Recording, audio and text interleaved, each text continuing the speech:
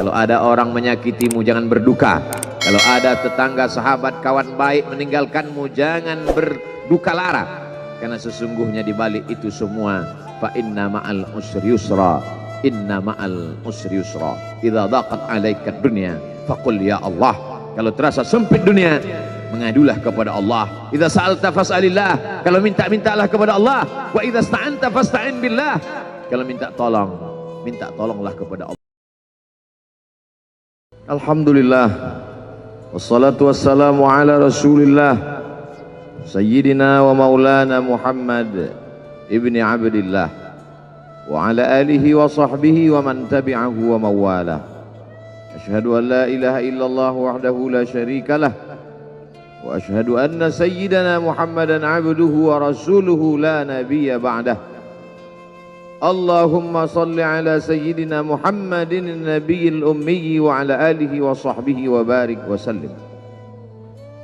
Qala Allah Ta'ala fil Qur'anil azim wa huwa asdaqul qailin. A'udzu billahi minasy syaithanir rajim.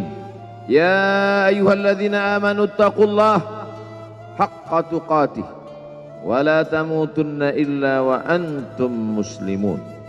Wa qala ta'ala fi ayatin ukhra. Ya ayyuhalladzina amanu taqullaha wa qulu qawlan sadida yuslih lakum a'malakum wa yaghfir lakum dhunubakum wa man yuti'illaha wa rasulahu faqad faza fawzan 'azima. Ibadallah, usikum wa nafsi bitaqwallahi wa ta'atihi faqad fazal muttaqun. Hadirin jamaah Jumat yang dimuliakan Allah Subhanahu wa taala. Semua orang senang melihatnya karena dia bersih, karena dia rupawan, karena dia sopan dan santun, karena ayahnya meninggal dan ibunya juga sudah lama meninggalkannya. Orang kasihan melihatnya, maka karena kesenangan hati mereka, mereka sendiri yang memberikan gelar untuknya yang belum pernah mereka berikan kepada orang sebelum dia. Gelar itu bernama Al-Amin, orang yang layak menerima amanah. Amin diambil dari 3 huruf, alif, mim, nun. Dari kata alif, mim, nun muncullah kata amanah. Orang yang mampu menerima amanah disebut Al-Amin. Kita mengatakannya jujur. Lawan daripada amanah adalah khianah.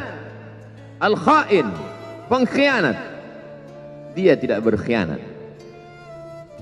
Dia adalah seorang yang mampu mengemban amanah dan terpercaya. Maka semua orang percaya kepada dia. Dari alif, mim, nun, juga akar yang sama dengan iman, akar kata yang sama dengan iman, maka iman berarti percaya. Dia adalah orang yang dipercaya karena memang dia mampu mengemban amanah.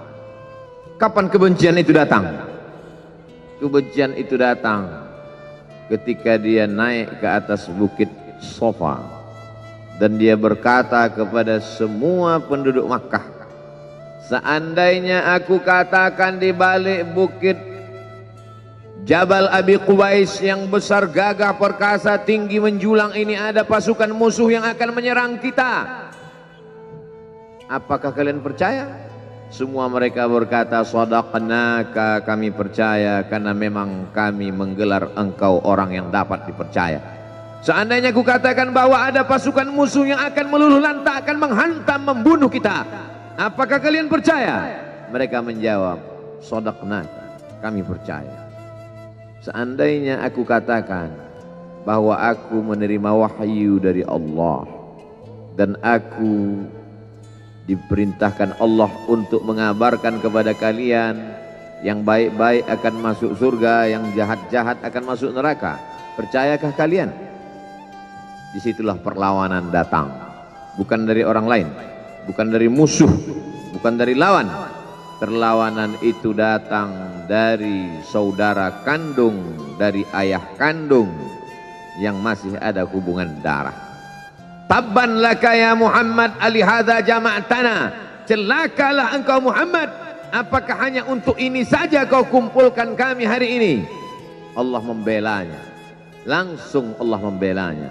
Dia tidak membela dirinya, tapi Allah mengatakan tabbat yada abi lahabi wa tabba ma aghna anhu maluhu, hartanya tak ada berguna, wa ma kasab, hasil usahanya tak mendatangkan manfaat, wa imra'atuhu hammalatal hatab, istrinya menjadi pembawa kayu bakar, simbol dari adu domba, kata-kata yang membuat menyakitkan hati yang dibawa oleh Ummu Jamil istri Abu Lahab untuk menyiksa, menjelekkan, membuli, menebarkan berita untuk membunuh karakter Sayyidina wa Maulana Muhammad sallallahu alaihi wasallam. Ini bukti kalau hari ini ada anak muda yang rupawan, yang dermawan, yang disenangi lingkungannya, tidak ada orang yang tersinggung, biasa, karena Nabi Muhammad SAW juga pernah mengalami hal itu.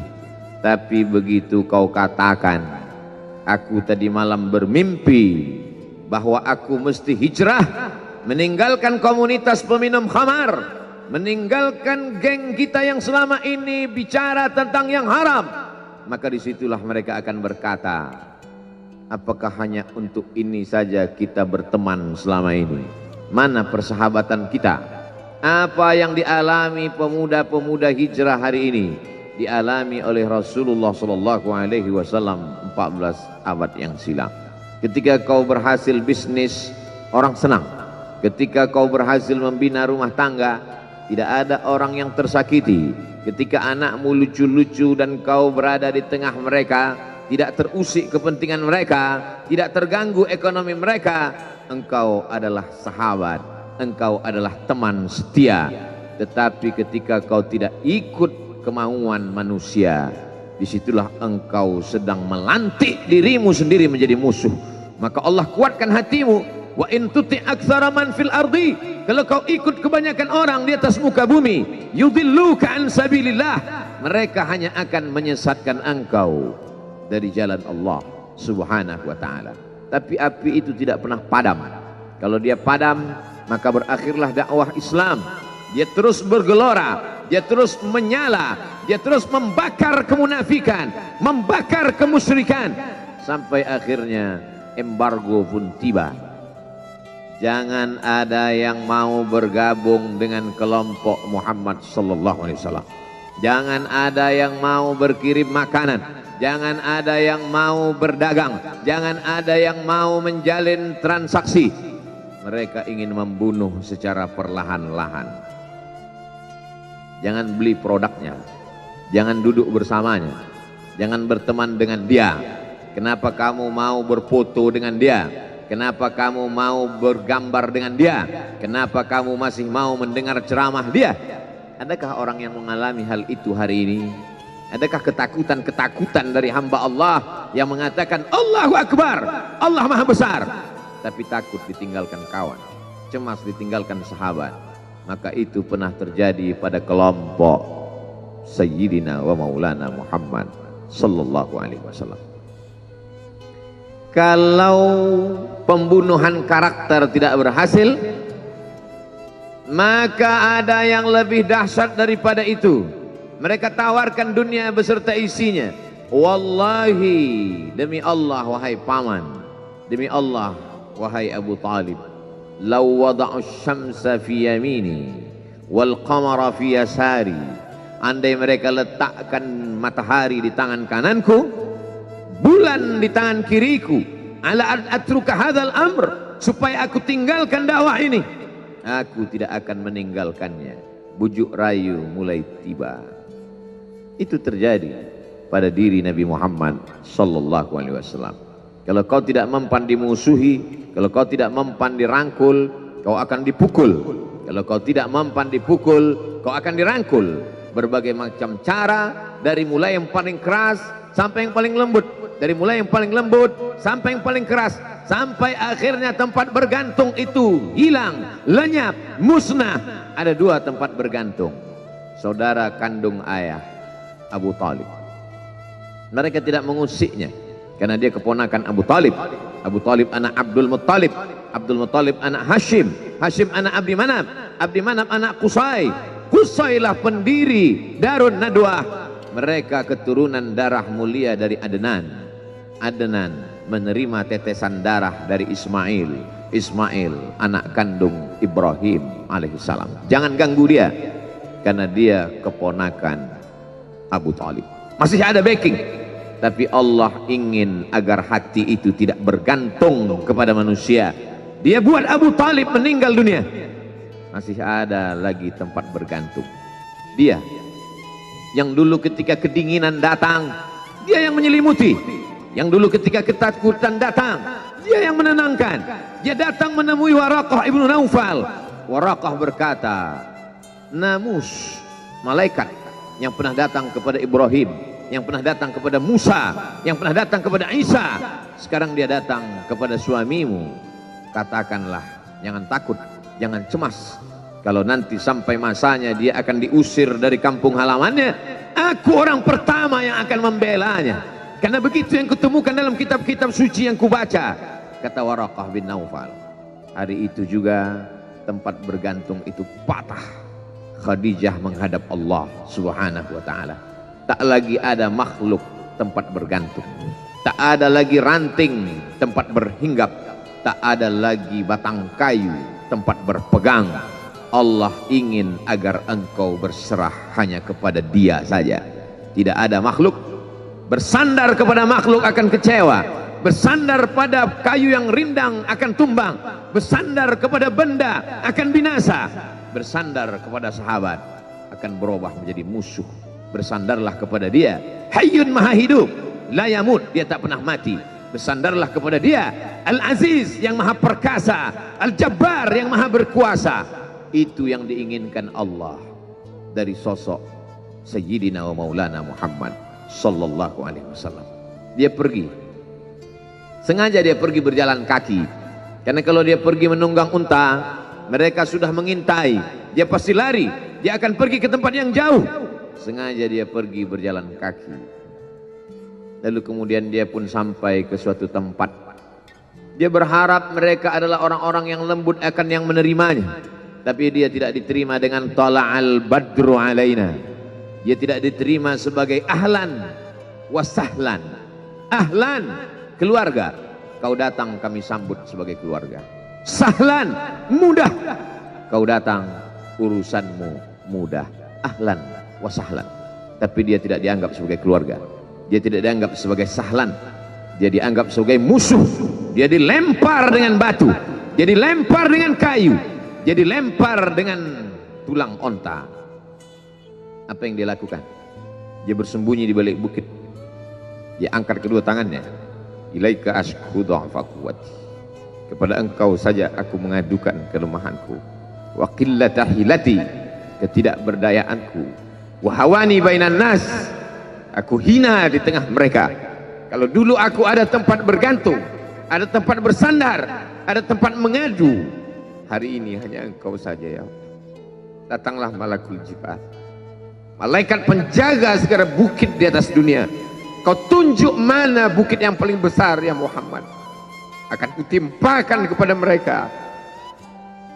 Hati yang luka biasanya akan marah, akan kecewa, tapi itu tidak terjadi pada Nabi Muhammad sallallahu alaihi wasallam. Apa yang dia katakan? Asallah an yukhrij min aslabihim man ya'budullaha wa la yusyrika bihi syai'a.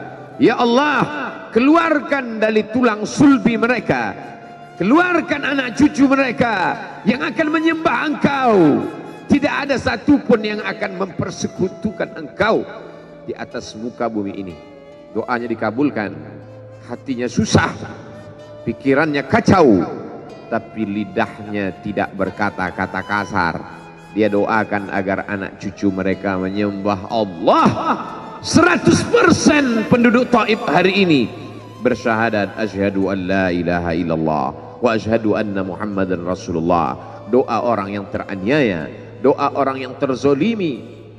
Dia berhenti di sebuah kebun. Ada seorang yang bukan terpandang, membawakan beberapa ranting anggur sebagai pelipur lara, penghilang haus, pelepas dahaganya. Ketika anggur itu akan masuk ke mulutnya, dia berkata Bismillahirrahmanirrahim, atas nama Allah. Maka hamba sahaya miskin, susah, melarat, perantau yang tak punya apa-apa itu heran. Apa yang kau ucapkan? Bismillah. Kau sebut nama Allah ya. Tidak ada satupun orang di kampung ini kalau makan menyebut nama Allah. Siapa engkau? Aku Nabi yang diutus Allah Subhanahu wa ta'ala.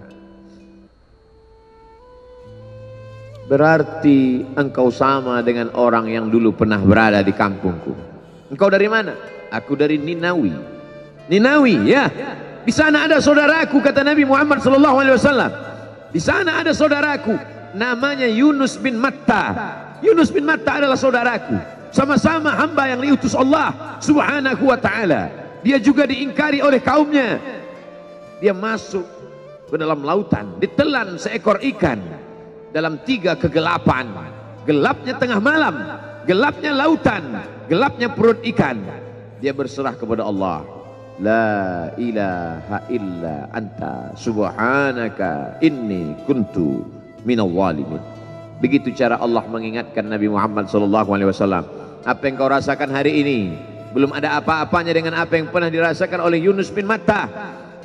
Mendengar itu langsung saja Addas bersimpuh sujud mencium lutut Nabi Muhammad SAW. Dia tidak mulia, dia hamba sahaya, dia miskin, dia perantau, tapi dia sempat mencium tangan Nabi Muhammad SAW. Dia sempat menghilangkan dahaga dari leher Nabi Muhammad SAW. Pertemuan yang berkesan. Biarlah pertemuan itu sekali, tapi sampai ke lubuk hati. Untuk apa pertemuan yang berulang kali, tapi hanya sampai di tepi bibir, hanya basa-basi. Nabi SAW kembali, dia pulang. Di tengah perjalanan dia mendengar, qul, katakan, uhiya ilayya annahu istama'a nafarum minal jin. Ada sekelompok jin. Jin itu berkata, inna sami'na qur'anan ajaba. Kami mendengarkan bacaan Al-Quran ajaba, menakjubkan, ajib. Biarlah manusia menolakmu, biarlah manusia yang aku dan sombong itu tidak menerimamu, tapi ada satu makhluk yang mau menerimamu. Inna, kami dari kalangan jin, sami'na, mendengar, Qur'anan ajaba, bacaan Al-Quran yang mengagumkan, yahdi ila rusdi, yang membuat kami lurus berpikir benar. Betapa jin yang dikatakan makhluk jahat, tapi ketika dia mendengarkan bacaan Al-Quran tersentuh hatinya dan dia bersyahadat, anna minnal muslimun, kami ada yang muslim, wa minnal qasitun, kami ada yang kafir. Yang muslim taharrau rasyada, selalu mencari jalan kebenaran. Yang kafir kanu li jahannam hataba, mereka hanya akan menjadi santapan neraka jahanam.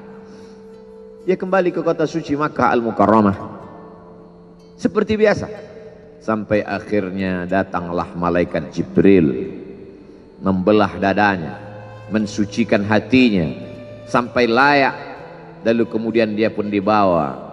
Subhanalladzi asra bi'abdihi lailan, maha suci Allah yang memperjalankan hambanya pada suatu malam, minal masjidil haram ilal masjidil aqsa, dari masjidil haram ke masjidil aqsa, alladzi barakna haulah, kami berkahi sekelilingnya. Untuk apa? Linuriyahu min ayatina, kami ingin memperlihatkan kepadanya tanda-tanda kebesaran kami. Selama ini dia hanya didengar, azab kubur didengar, neraka jahanam didengar, malaikat didengar. Hari ini kami ingin memperlihatkan tanda-tanda itu kepada hamba kami. Jangan bersedih ketika kau didustakan, jangan bersedih ketika kau dibunuh karaktermu, jangan berduka cita ketika tidak ada manusia yang menerimamu, karena sesungguhnya itu hanyalah cara Allah menguatkan hatimu, karena dia ingin mengangkat derajatmu, menempatkan di tempat yang terpuji, memperlihatkanmu sesuatu yang tidak pernah dia perlihatkan kepada manusia yang lain. Dia buat hatimu hancur berkeping agar tidak lagi ada tempat makhluk dalam hatimu, yang ada hanya Allah semata. Ma fi qalbi ghairullah. Pada saat itu mentalmu sudah kuat, layaklah engkau berada di tempat yang terpuji. Kalau ada orang menyakitimu, jangan berduka. Kalau ada tetangga, sahabat, kawan baik meninggalkanmu, jangan berduka lara, karena sesungguhnya di balik itu semua, fa inna ma'al usri yusra, inna ma'al usri yusra. Idza daqat 'alaika dunya faqul ya Allah. Kalau terasa sempit dunia, mengadulah kepada Allah. Idza sa'alta fas'alillah. Kalau minta-mintalah kepada Allah. Wa idza sta'anta fasta'in billah. Kalau minta tolong, minta tolonglah kepada Allah. Iyyaka na'budu wa iyyaka nasta'in. Kepada Engkau kami menyembah, kepada Engkau kami beribadah, kepada Engkau kami bersimpuh sujud, kepada Engkau juga kami meminta pertolongan. Barakallahu li wa lakum fil Qur'anil azim wa nafa'ani wa iyyakum bima fihi minal ayati wadh-dhikril hakim wa taqabbala minni wa minkum tilawatahu innahu